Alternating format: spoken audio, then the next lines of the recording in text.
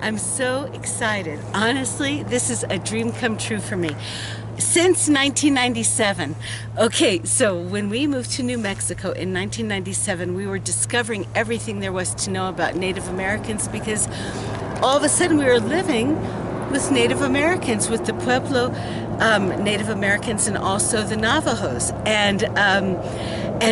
But I never had the chance to experience a Hogan. I don't know if that's even how you pronounce it, because most people nowadays live in modern day buildings. But we're at a gas station, and it just so happened that here is a real Hogan. Navajo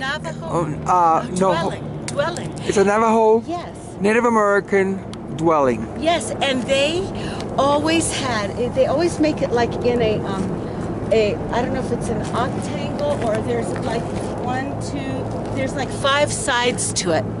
And if you, honey, can you get in there and show them? Yeah. And so actually this was a real, and what they do, they're famous for their blankets.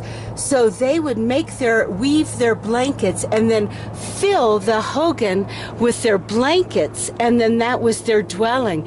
And it really reminds me of Maasai Manatas. When we lived in Kenya, and we had the opportunity, the privilege of sleeping in a manyatta, which the Maasai women make with cow dung. They're the architects. They design it, and then they are the ones that actually make it.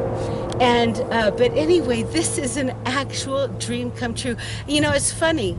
Kenya and Albuquerque remind me of a lot of each other, because not Albuquerque but New Mexico, because there is a lot of the same kind of terrain, and then the same kind of Hogan, you know, except they call it manyatta. Yeah.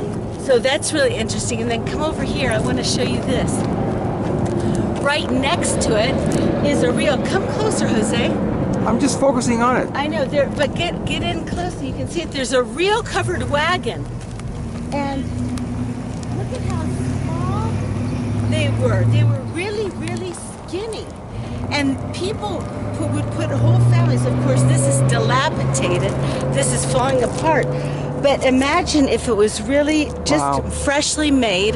The dad would have made it for his family, and then they would put whole families and even their furniture in these things, and then connect horses to it, and then travel across the country.